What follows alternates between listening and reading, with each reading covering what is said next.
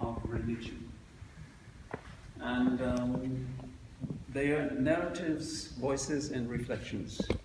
So the book is sort of a larger contemplation of a very basic question that every Lutheran church, and not only Lutheran churches, has, and in nowadays world more than ever, how to go about religion and how to go about politics. And as we are in the world, and we're deeply into the world, nowadays a wonderful world view outside, blue skies since days, the gay parade is on, everything is fine here. And you know, the next moment things happen and everything is turning upside down. This is the world as we know it every day, and we know it more than ever. So when I heard the title of, what was the title? How does your religion, spiritual tradition, or philosophy inform you how to think about politics? I thought there was no religion in my life when I started. I come from Germany, say that I've been living here since 5 years with my family. My wife is running the German Cultural Institute, the Goethe Institute, maybe one or two have heard of them. I'm working as a therapist in Germany. I'm working as a journalist, radio journalist in Germany and here, and I give sort of seminars and talks here and there. So I thank you very much so to be invited. And the first idea not the first awareness to me was there was no religious education in my starting. Not at all. Meaning, when I went to school, we had this teaching in religion, what is the Bible, what is not, and da-da-da, but sort of didn't affect me in a certain way. So it was only the larger cultural frame that give you an idea that it's religion. Otherwise, in my family, there was no talk about religion at all. When I grew 20, something came up and sort of opened the space, and that was the student revolution that was also here. It was 1967, 1968. Some of you might still remember it, like that. So it also blew my mind because suddenly I was involved in a completely different cosmos than I was before. The cosmos before was nice and like in the olden days, so to say, which were neither nice nor bad, they were as they were. But suddenly this cosmos sort of changed everything. Political demonstrations, police here, demonstrators there, a completely new a new world outlook was there. And that outlook was close to, or even more radical, Mr. Sanders was on. It was leftist, it was Marxist, it was radical, and it showed you a completely different framework on how to live in this world, at least theoretically.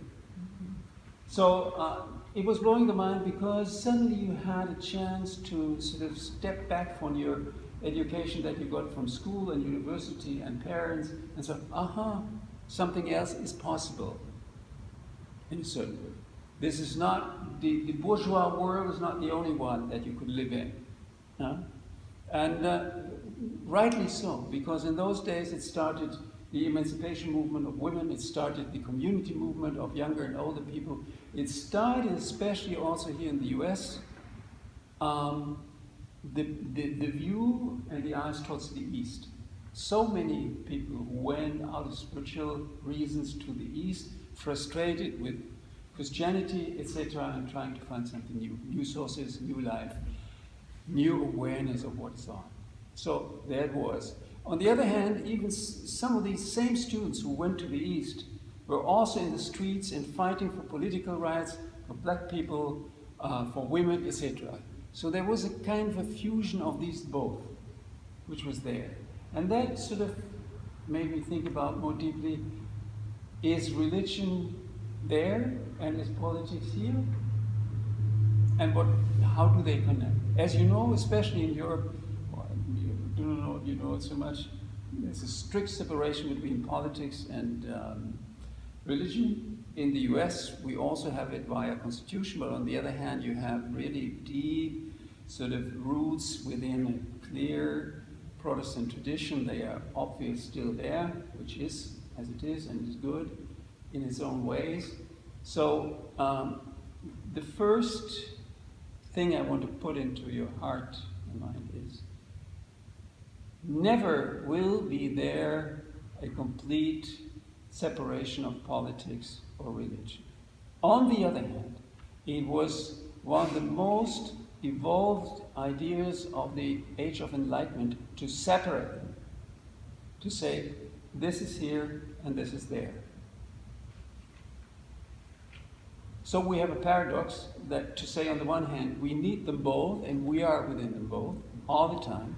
You have a little community place here, you're talking politics in the sense of how do we organize our community, how do we share our religious idea together with others, how do we interact on our everyday basis concerning spreading certain news, religious, spiritual, whatsoever.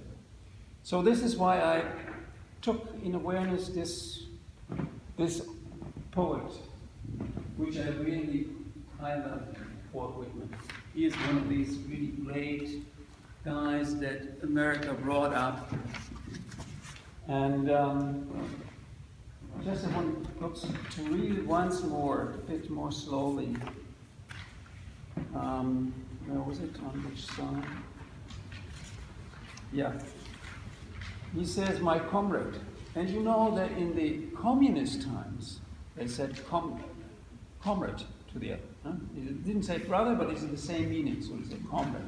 Yeah? So that means there is an interaction between the two of us. There is a closeness, there's even a love between comrades. It's not just shoulder hugging or so, it's a deeper connection. So here, this comrade, Walt Whitman, who is speaking to us all still, I feel him speaking all the time when I'm in America, he says, for you to share with me two greatnesses and a third one, rising, inclusive, and more respondent, the greatness of love, first, democracy, second, and the greatness of religion, third. Mélange mine own, the unseen and the seen. There's the second thing.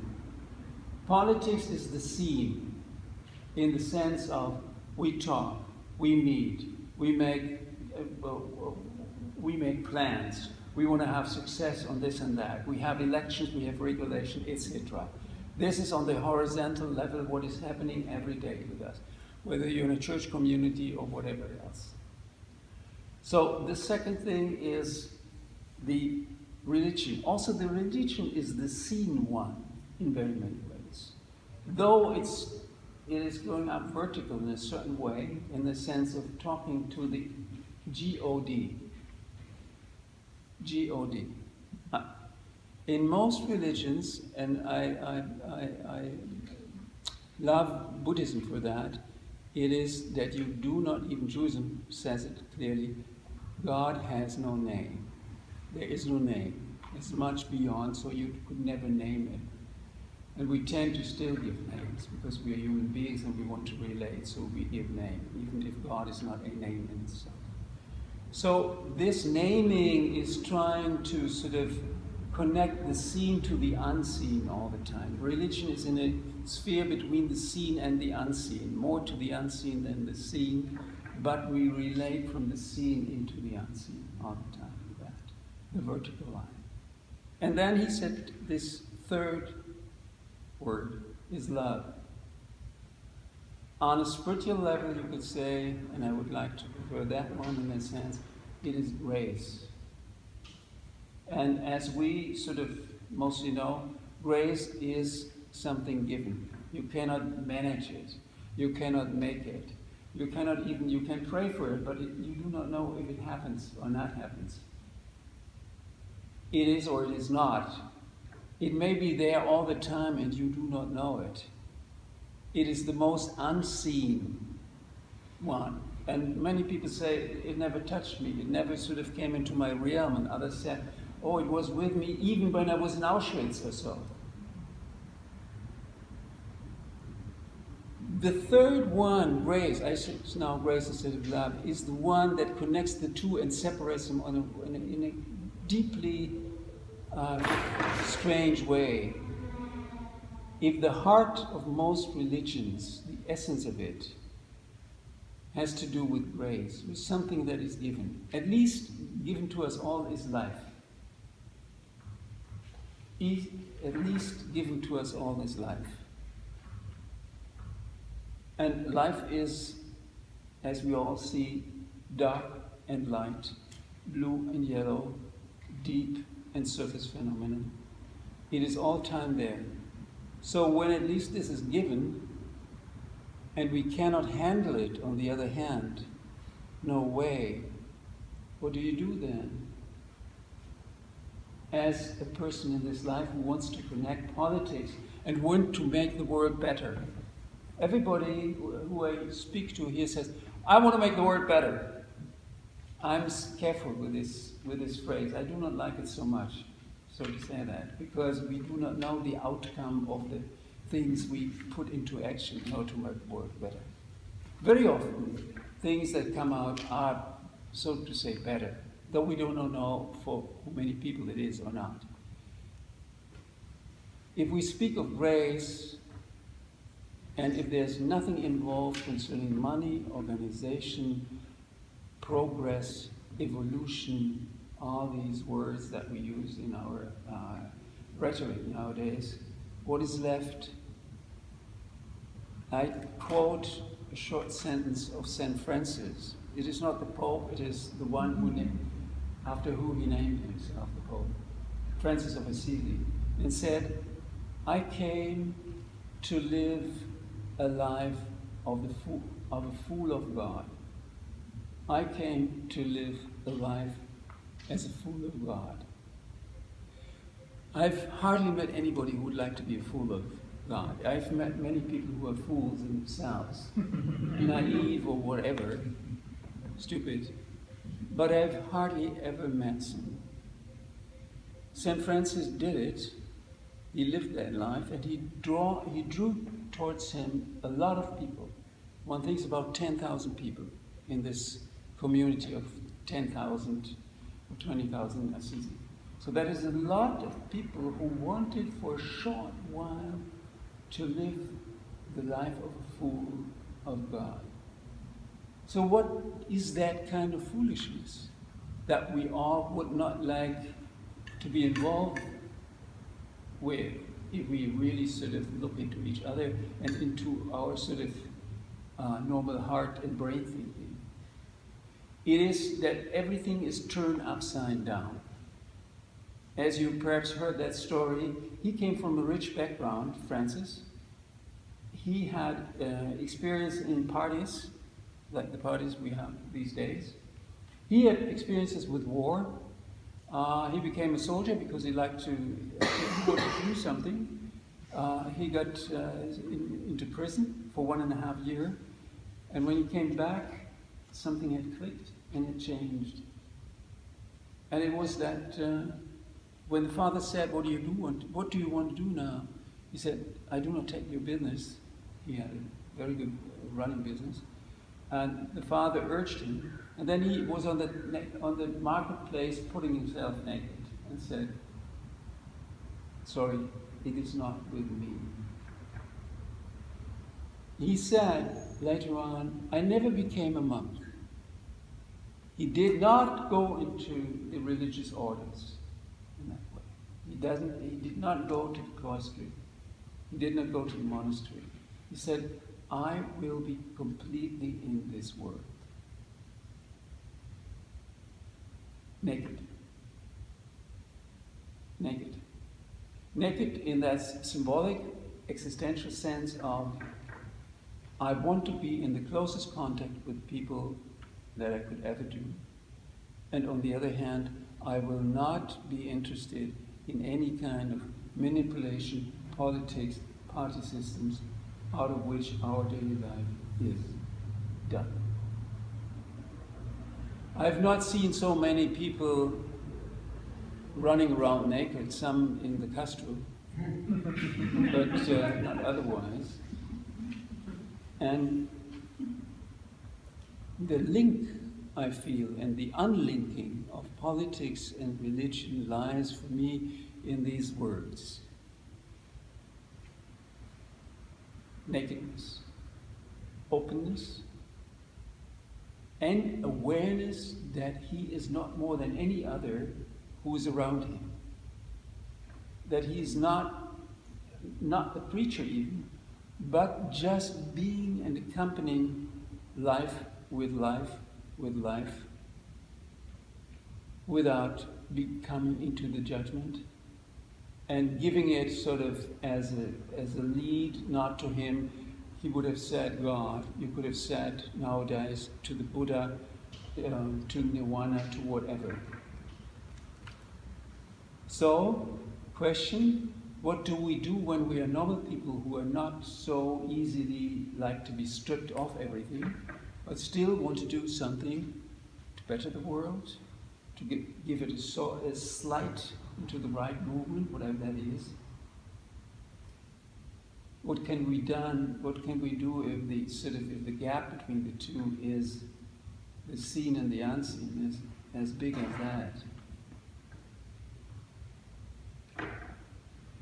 And then I come back to these three words that the French Revolution, which was such an achievement in democracy,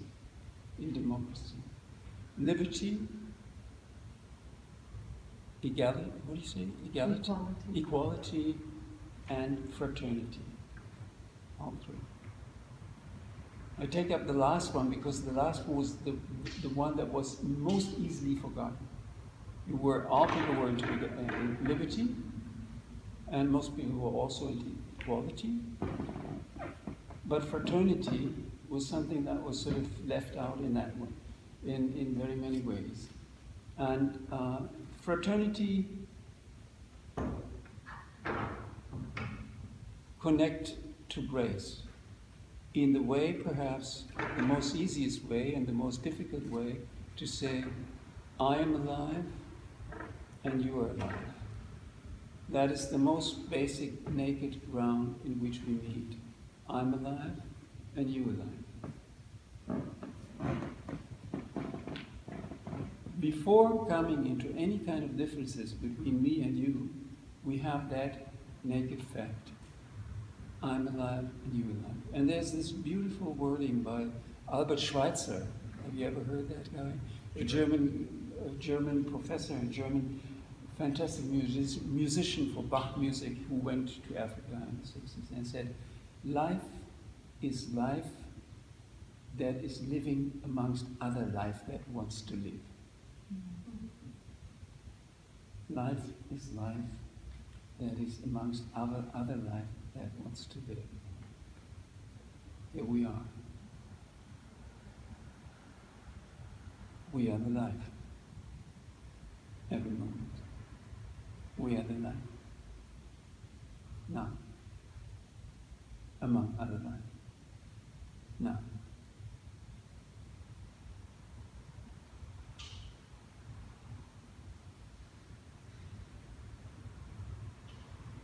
The moment politics comes in, passion comes in, and division comes in. I'm for this, I'm for that. We're all for progress, but I walk to the left and you walk to the right, and the other goes. And in that moment of passion, dividing, something gets lost. This basic meditation of I'm the life, you're the life.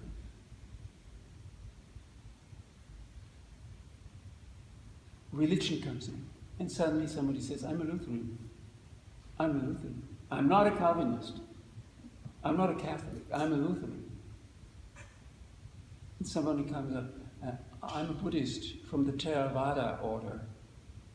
And somebody says, I'm a Muslim from this and that order. Again, you have this division. Still, we live, and I finish with that, in this one beautiful view that we had latest in 1969, when one of your astronauts, I think it was Neil what? Armstrong, touched the moon. And we all saw this one world, the blue earth, and he was speaking for them. So, and when I said we live in hard or in interesting times nowadays, is this what we see? Obviously, this is the globe. This is the one life that nourishes us. And we are all on it. And to remember that as a prayer, as the pulse even of myself every moment, it might be that I get out of politics and out of religion and come into touch with what is called grace. Because I have hardly heard anybody, or politicians or religious people, who say, well, it is such a difficult time, I want to die. I do not like to live. It's over. No, most people want to live. Most people want to live. Even under terrible circumstances, they want to live. Probably you also want to live, otherwise you wouldn't live. And as you live on the continent of politics, and you live on the continent of religion, and you live probably, sometimes you felt this, under the umbrella of grace. And it's just this sentence, this is the life. This is the life. You could even drop the word God. You could even drop the word Christian or Buddhism. You could even drop the word far earlier, Democrat, Republican, or whatever. You could even drop your family name. Meaning you could drop many of ideologies by which we all run. By which we all run. For this awareness, grace. And to contact what Whitman said, mélange mine own, the unseen and the seen, mysterious ocean where the streams empty.